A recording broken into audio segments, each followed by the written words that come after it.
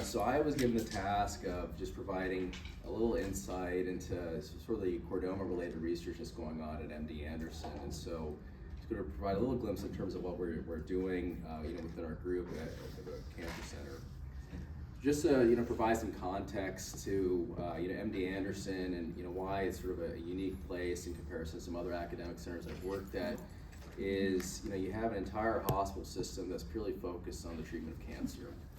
And in comparison to some other places I've worked at, what's unique about MD Anderson is really the emphasis on multidisciplinary care. And what does that mean? It means getting surgeons, physical medicine rehabilitation doctors, radiation oncologists, medical oncologists, all to sort of work together, not work in silos, but to work together to focus on individual disease processes. And certainly from the physician standpoint, the reason why I really enjoy working in an environment like this is that on a day-to-day basis, I interact with other specialties that are thinking about the same disease process, such as chordoma. And as you can imagine, sort of, if you're hanging out with like-minded people with different backgrounds, is that brings a lot of ideas together. And that's the reason why I think for many of you over the years, you've seen how clinical care has evolved for patients with chordoma and how research is evolving, is because you're getting different types of people together with similar interests. And that's what I think is unique about the environment at MD Anderson. And it's really because of that environment that we have a chordoma working group. Josh had mentioned, you were diagnosed in 2006 with chordoma, and back then when I was starting residency, really the only specialists that were focused on chordoma, whether it was skull base and the spine, were really surgeons. And that was pretty much it. And radiation oncology was sort of coming into the picture, and so they'd be part of some of the discussions, but really the conversation really revolved around surgeons. And a lot of the research that was being done in the literature was really focused on surgery. What's happened over the years is as we're incorporating new treatment modalities, we're talking about quality of life, we're looking at new therapies, a lot of other specialties have come into the mix. And so this is really our chordoma working group that gets together on a monthly basis to not only evolve clinical care, but also focus on research. And what's great is to have researchers that are, for example, PhDs, and as Josh mentioned, researchers who have expertise that may not be focused on chordoma, but applying those skill sets to chordoma is really what's unique about the working group at Anderson. So in terms of the way I view our research, focus on chordoma at MD Anderson is how is it organized. So of course, the way we define success is what we do for you all, right? And in terms of success specifically is, what our hope is for any patient diagnosed with chordoma, that you live as long as possible without having to worry about your disease. And just as important as that is also minimizing the amount of side effects that we cause with our treatments, so quality of life. And this is really the idea of being able to tailor treatments, right? In terms of trying to figure out who needs surgery and radiation therapy, and who needs systemic therapy, and what mix. And up until now, we haven't been able to figure that out. And that's really how we define success within our research working group. Now, there are different types of research. You heard about clinical research, you've heard about translational research. And so, there are really sort of three big different buckets of research and how this is all tying together. And so, certainly we have clinical research focused on chordoma. We have translational research, which takes discoveries in the lab and translates them to new therapies and clinical trials for patients with chordoma. And then we have a clinical trial infrastructure. And then what's key to all this also is external partnerships in terms of partnering with patients, partnering with the Chordoma Foundation, partnering with industry. And within our working group, all this ties together, right? And I think Josh really had a great diagram in terms of that data transfer, right? Sharing information between the clinicians, between the clinical trial folks, between the translational researchers, right? All that needs to happen together in order to make this work. And so what I want to do really is sort of highlight some of the research we're doing in each one of these buckets, but also what do we want to do in the future in terms of all the work that we've done, and also highlight some of the infrastructure that we have at MD Anderson. Now, focusing first on clinical research, a lot of the research work we've done up until now is based on data that we've collected, right? So every time you see your doctor, we have to dictate a note.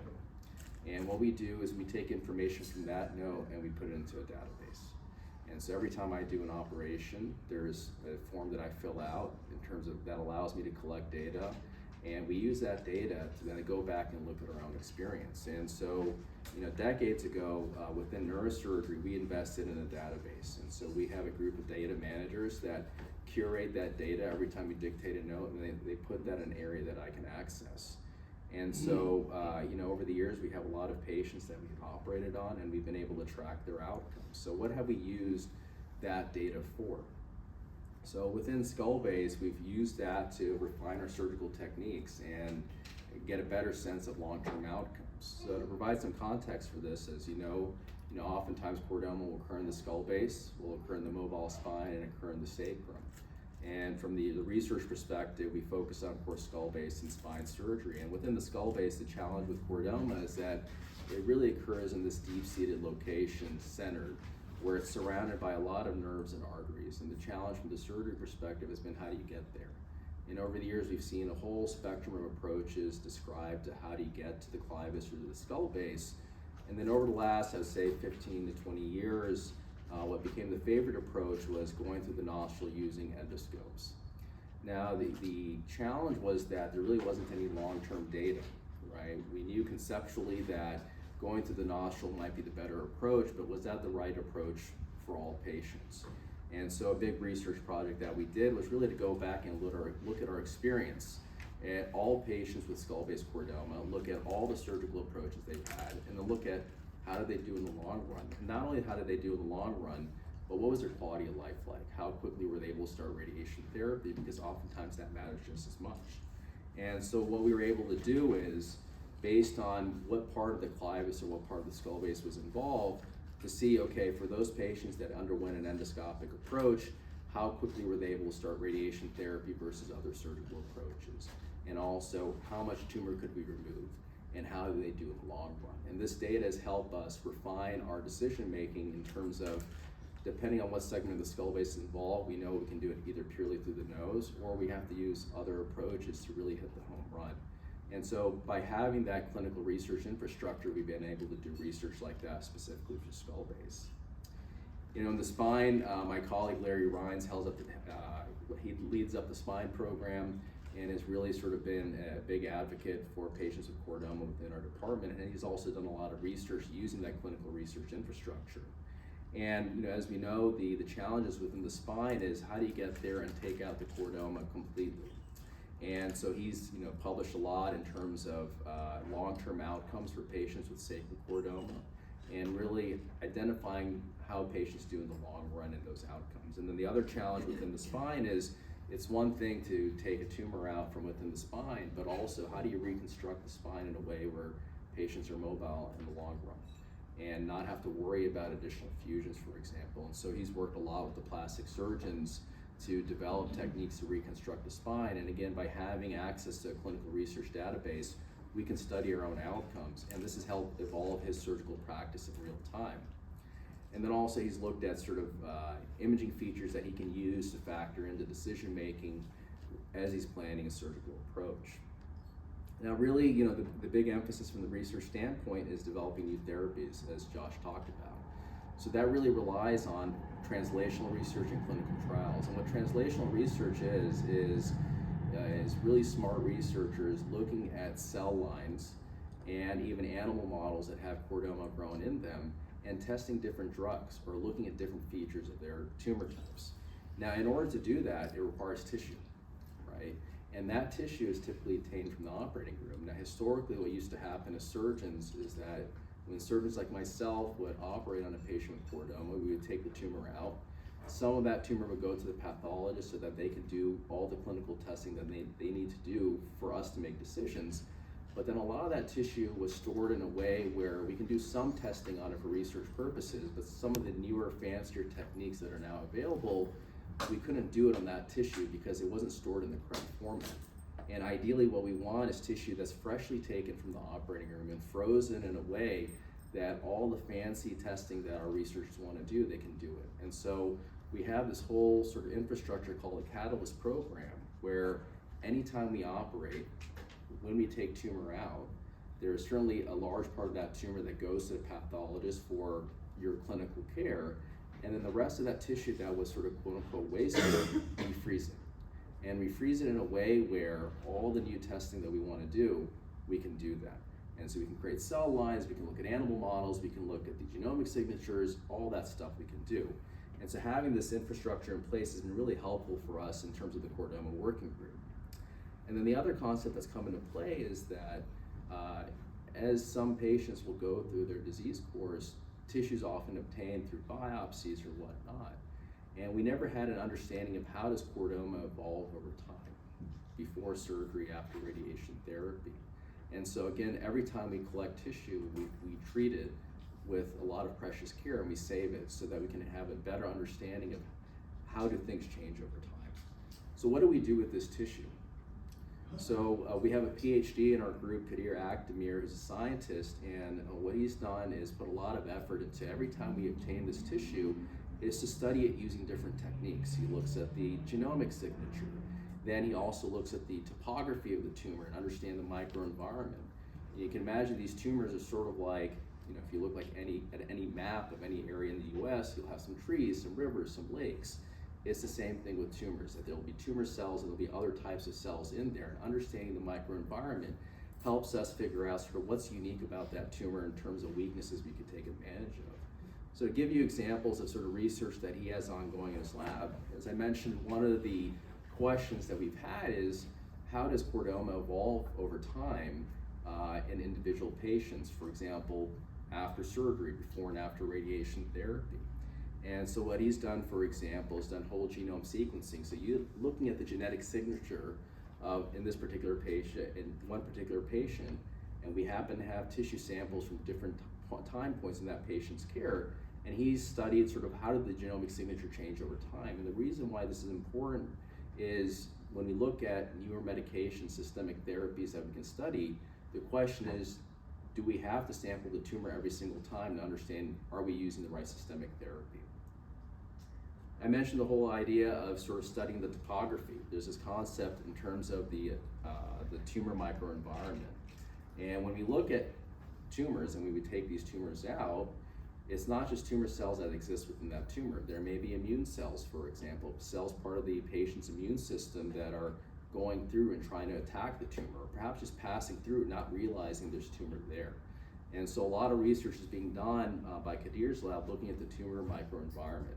So again, when we take this tissue out of the operating room and we freeze it, he then studies it. He studies the topography of it to see what sort of cells exist in that space. And again, that allows him and all of us to understand what are the weaknesses of some of these tumors, but also the variety, right? The assumption used to be that all chordomas behave the same, to the concept of what Josh mentioned earlier, statistics, right? There's a lot of variety.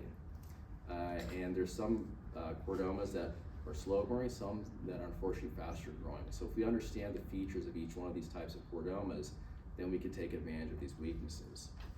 And so, really, in terms of what his vision is the idea that we can profile chordoma. Every single time we obtain chordoma specimen is that we profile it and we better understand the disease process, but that ties into the bigger picture in terms of clinical research and trial development.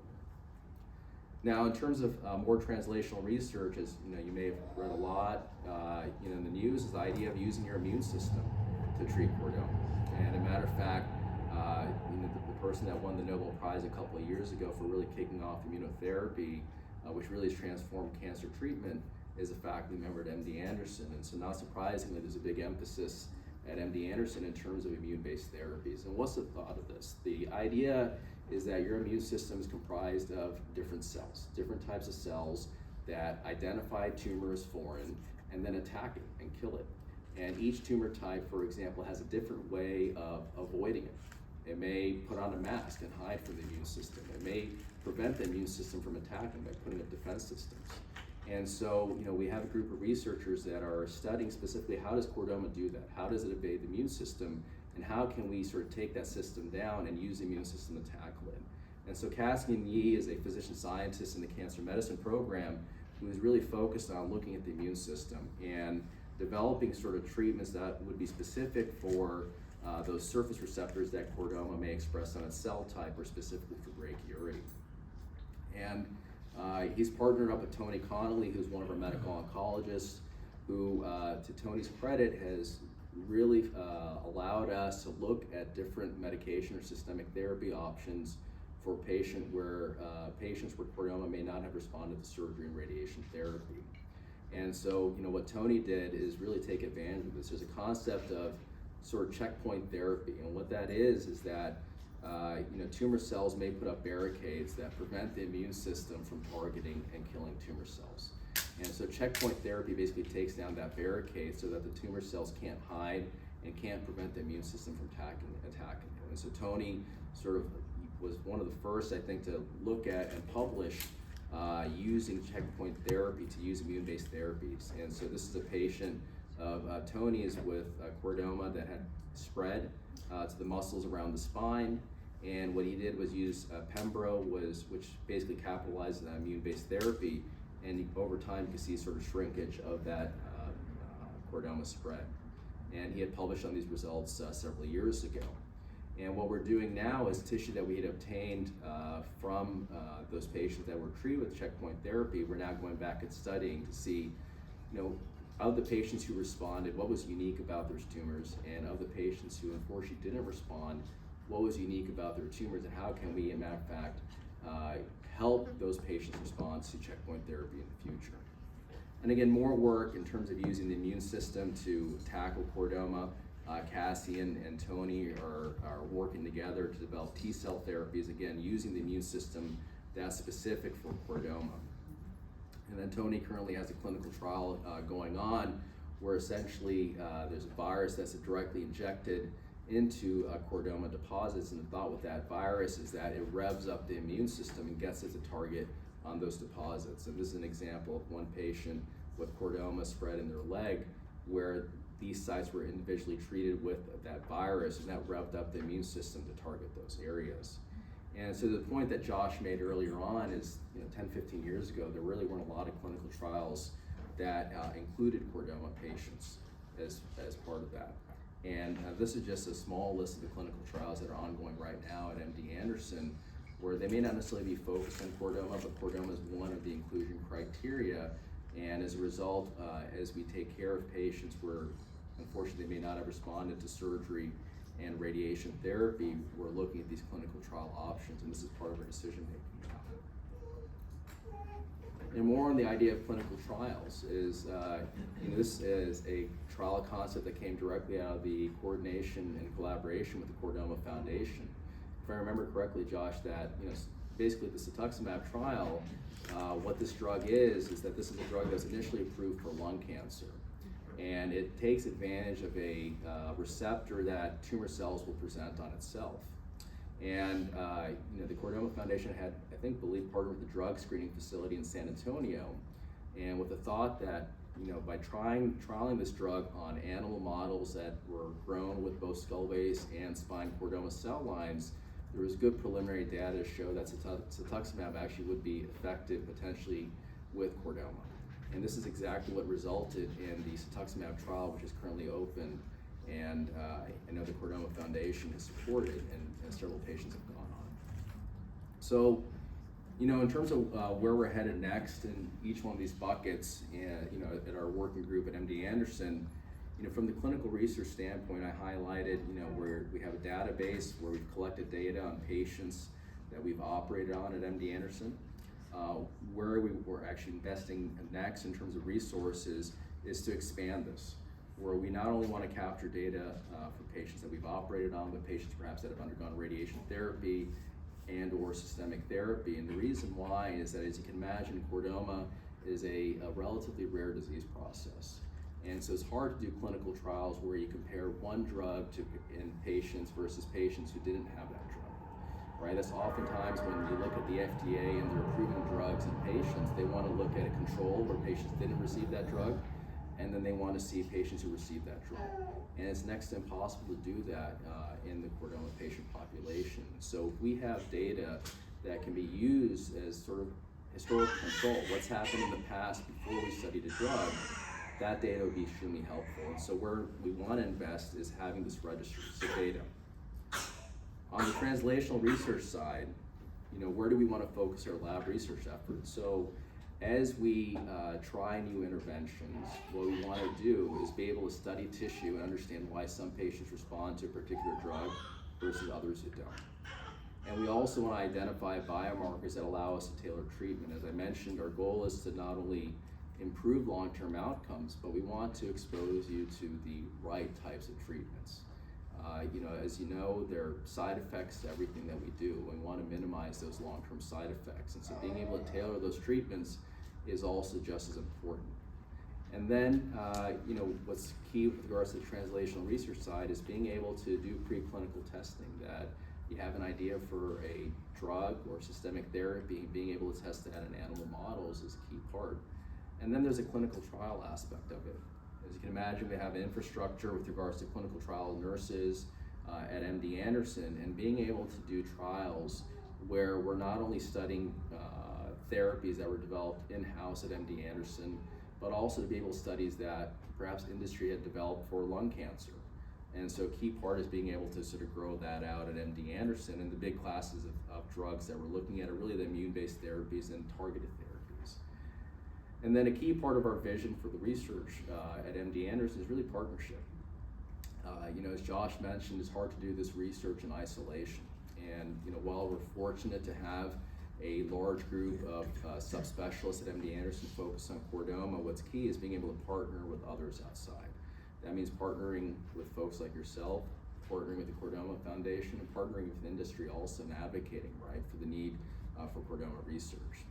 So that was sort of my whirlwind tour through research at MD Anderson.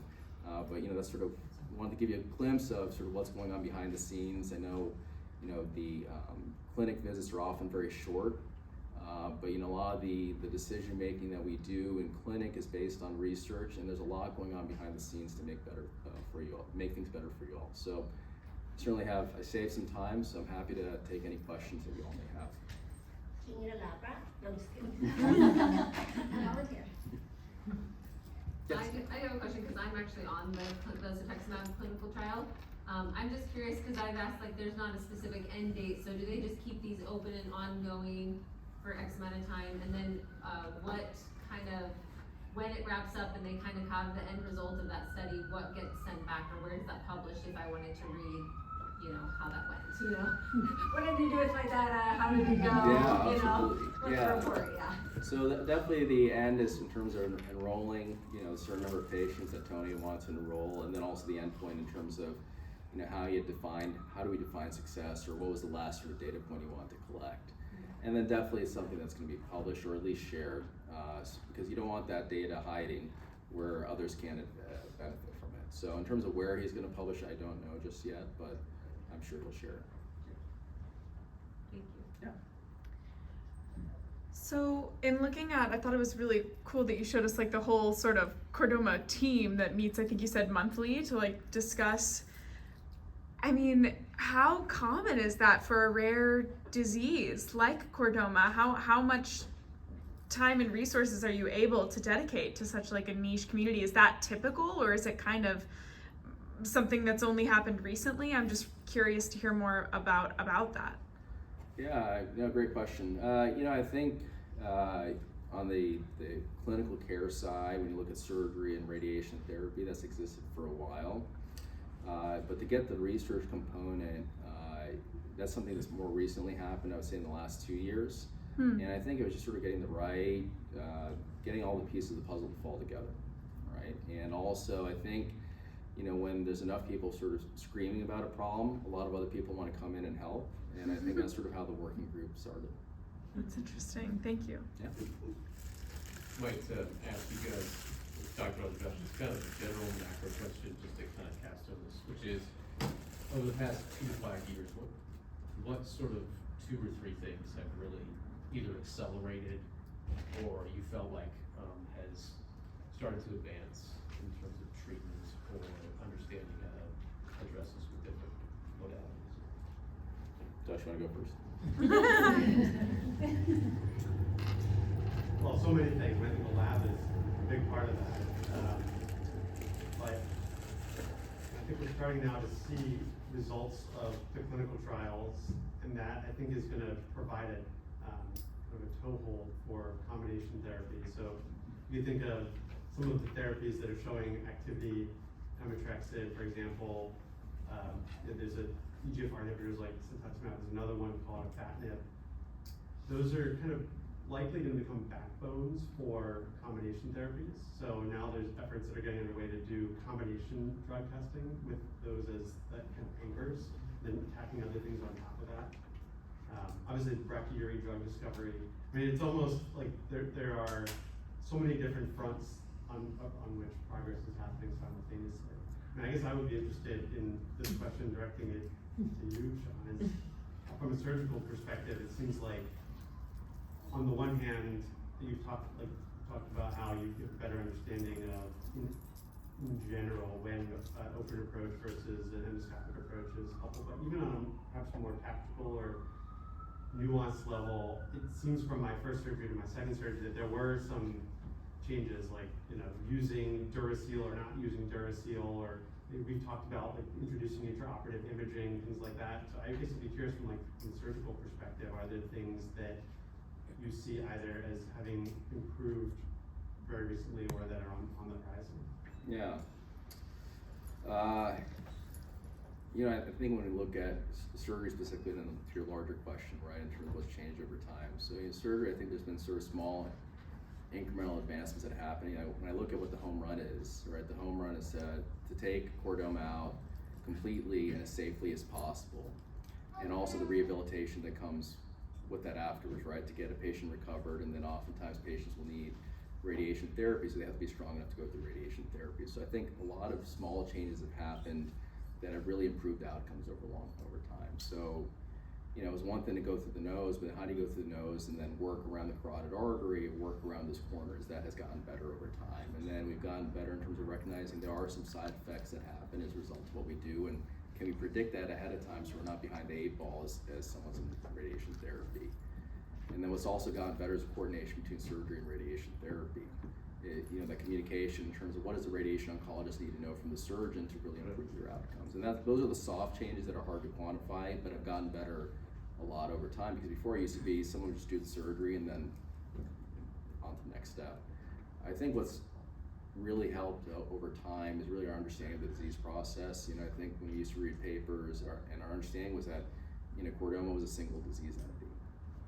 And the reality is that it behaves across a spectrum.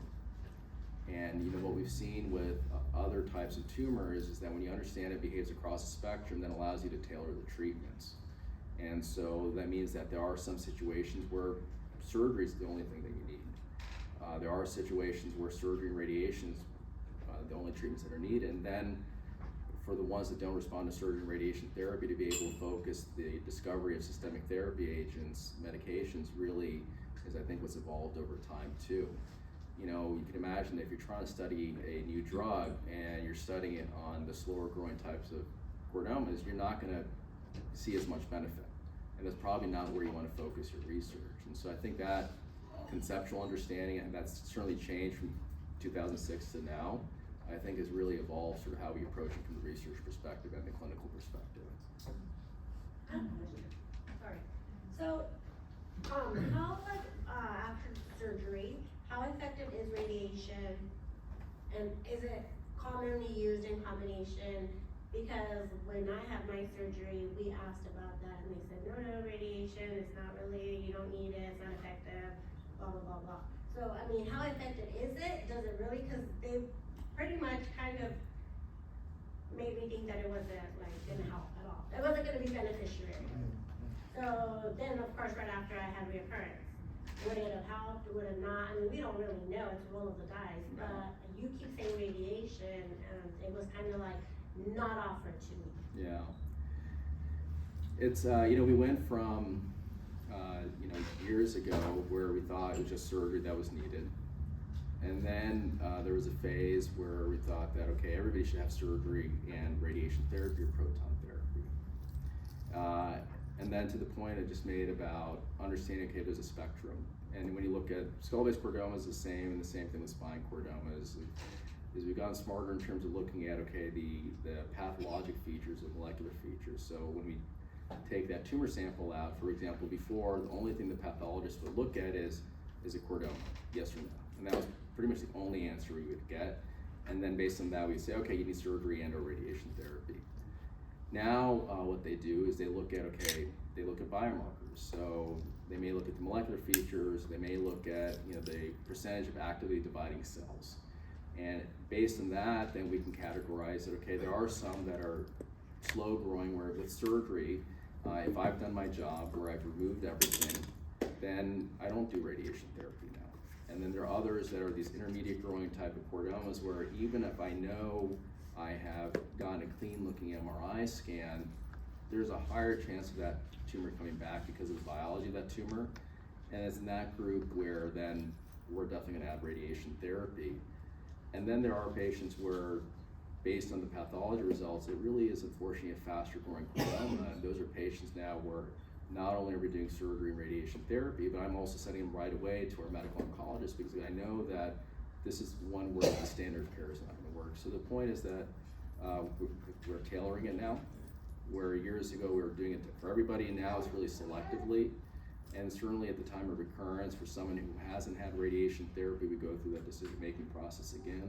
And everybody's, I think, a little bit different. So I haven't heard any information of proton therapy. Right, so proton therapy is a form of radiation therapy. When you go online and you Oh, no, I have proton. right. So I'm like, well, no information, does I do anything? Yeah, no, it's so there. For folks who have not had radiation or proton therapy, the way to think about radiation therapy is that there are different energy sources that we can use for radiation therapy. The best analogy is like you have different sources of light. So you've got a laser pointer, you've got an LED flashlight, and then you got an old school flashlight. And proton therapy is sort of a type of LED flashlight that we use. You may have heard of gamma knife stereotactic radiosurgery, which is a form like a laser pointer, and then there's an old school flashlight. And there is a role for all sorts of light and radiation therapy when we start talking about skull base or spine. When we talk about radiation therapy, mainly for skull base and sometimes for spine, we talk about proton therapy. And the reason why centers that do radiation therapy tend to do proton therapy is because of the doses of radiation therapy that are needed to kill a chordoma cell line while being able to target it. Now, a lot of the other radiation treatments have evolved over time too, and so that's why, and certainly in places that have access to a proton center, they tend to get proton therapy, but also in places that may not have access to a proton center, other types of radiation therapy might be used. And so the proton is sort of one of those forms of radiation therapy. Yeah, question. I was just curious on like the samples of things. Are you noticing that they behave different in a recurrence versus like an original tumor? Does that make sense? Yeah, no, that's a good And then, question. looking at all that. We've realized with the recurrences, the same amount of variety. So we'll have patients that will have an indolent chordoma to begin with, and years go by, and then their chordoma comes back years down the road. It doesn't necessarily mean that it's behaving a little bit more aggressive. It may behave just like the original one. And then there are some patients where the chordoma behaves a little bit more aggressive. And that's why, a big part of our research now is trying to figure out those changes biologically that happen over time, and can we predict that. But also that's why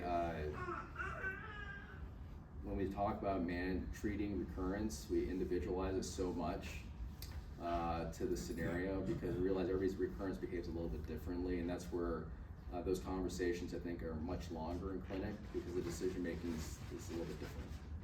I have a whole tumor board and everything. Y'all have been very wonderful at MD Anderson. Thank you. So really quick, you guys, as far as, because there was kind of like a controversy at the beginning, biopsies. And it's seeding, and is a biopsy absolutely necessary prior to surgery? If the tumor is causing problems, you're gonna have to take it out regardless. Yeah. What is like, So I'll answer it for the skull base and then for the spine, because they're sort of different approaches. Now, where the idea of biopsy comes from for both the skull base and the spine is that sometimes the MRI scan may not be as diagnostic.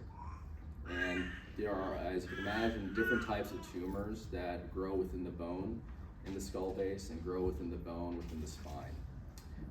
And similar to how each car has its own look, oftentimes different tumors or cancers within the bone will have its own appearance. And so oftentimes in an MRI scan we can predict, and sometimes in an MRI scan we can't predict ahead of time. And so the idea of a biopsy is that for other tumors aside from chordoma, the treatment may not be surgery. It may be starting out with chemotherapy. And so knowing what you're treating is really important for us from the skull base and the spine perspective. Now, in the spine, oftentimes they may start out with a biopsy because the biopsy techniques are so sophisticated now where they don't worry as much about seeding, and they can certainly plan the surgery based on the biopsy so that they avoid the whole seeding risk. Within the skull base, when you look at all the nerves and arteries that are in that area, it's hard to biopsy by simply putting a needle in. And so oftentimes the MRI scan is diagnostic ahead of time where we know what we're getting into. For a center that has good radiologists and experienced surgeons, we know up front that we're dealing with a chordoma and we can go in with that intent. Now, oftentimes patients may get diagnosed in a center or may get diagnosed with a skull-based mass where they may not have access to a chordoma surgeon, and they go through a biopsy. It's totally reasonable for that to happen. The way we factor that in is from the surgery perspective, we look at how the biopsy was done, and we make sure that we look at that sort of approach that was used and we clear that area out. And so the idea of a biopsy, I know is one that is associated with some anxiety, but not one that really factors a whole lot as long as ultimately when the surgery is being done, the biopsy track's being cleared out too. So it would just be like total fluke that I happen to just develop a chordoma right where the biopsy site was at? Everybody's a little bit different.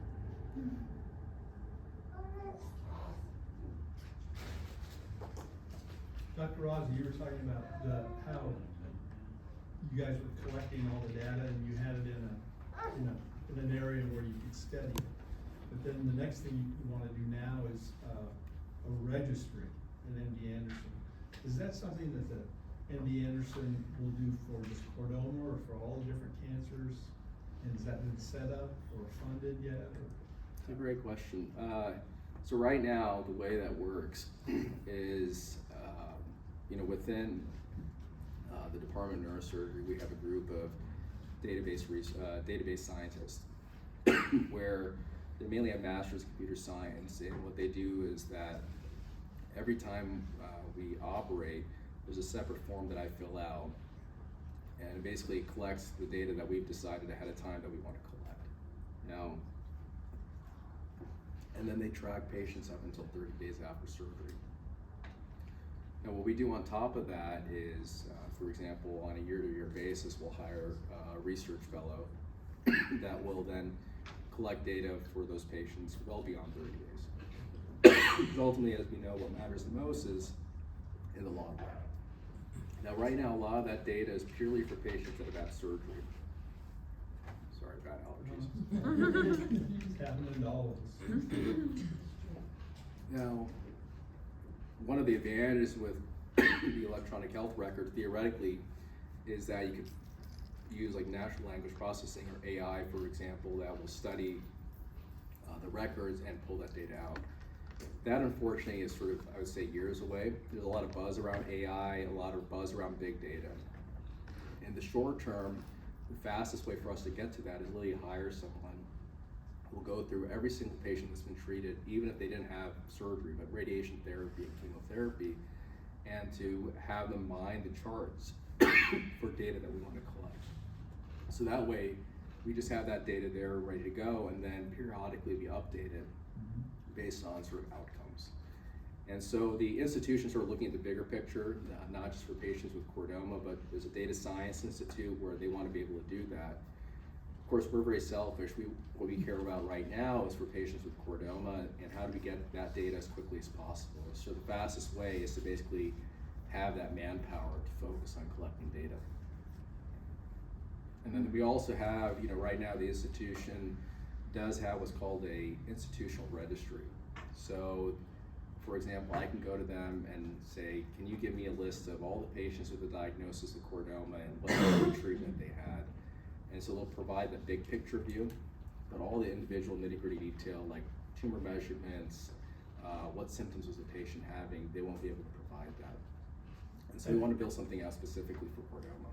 So the Data Science Institute for Chordoma, has the group hired someone to start doing that? No, Or is yeah, that that's something that's down the road?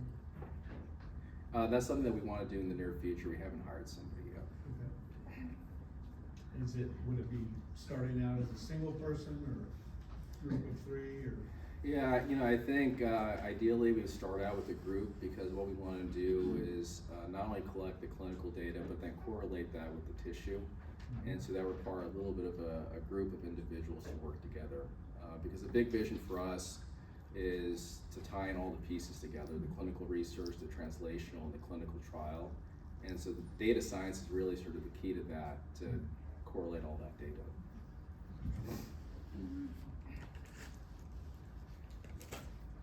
Thanks. Yep.